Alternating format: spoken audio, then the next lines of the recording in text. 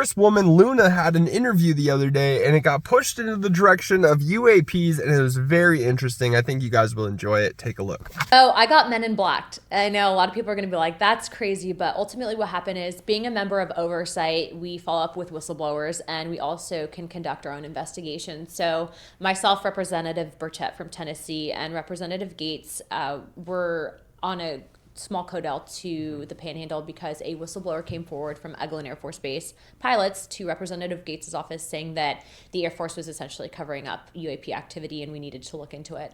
So we coordinated the meeting. Pentagon tried to initially cancel the first one. We got it back on the books. We show up there and we get in, and the base commander tried to basically tell us that we didn't have authorized clearance to look into and speak to some of the witnesses, of which you don't tell Congress that we don't have the authorized clearance, especially members of House Armed Services, Oversight, and Judiciary.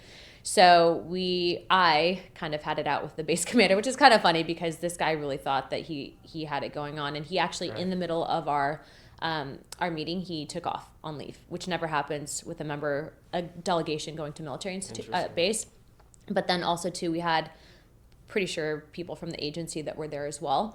And so you really don't find that. I've worked at Hurlburt Field. I worked in the military for a number of years. And so why would a intelligence agency need to be there on a meeting for whistleblowers?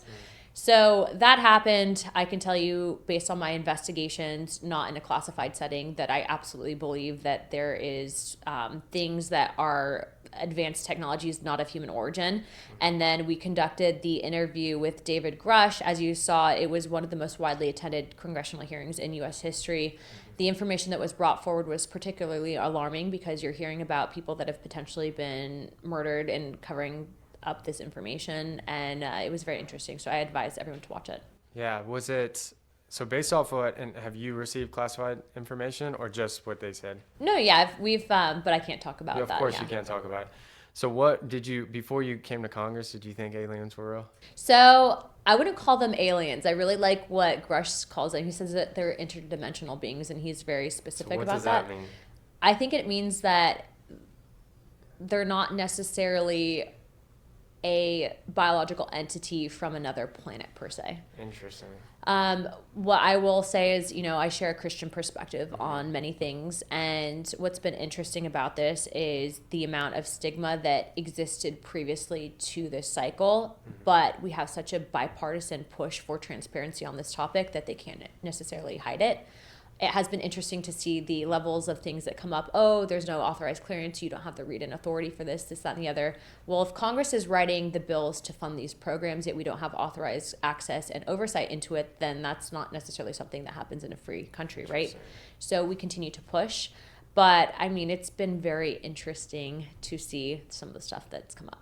Was it before you learned? Did you think it was going to be completely different than what you learned? Was it no? On par? I had some suspicions leading up into it. When I was stationed at Portland Air Guard Unit a number of years ago, I remember there was a incident that occurred, and the pilots kind of came back, and I asked one of them what he thought it was, and he couldn't really talk about it. He didn't want to, because the stigma that the military has is that you're crazy, right? But we're seeing that with especially technology that we have, even your iPhone, for example, you can record things and it's not necessarily going to be classified. So I kind of knew about it. I knew that that was a thing within the military and that people were kind of worried about talking about it. But I think now, especially with transparency, we hope that more people come forward. The people that have come forward are credible. We've done the background checks on them. They're not, tin hat wearing kooks. Right. But, historically, there's a lot there that's to uncover, and I suggest that everyone look into it on their own. Interesting.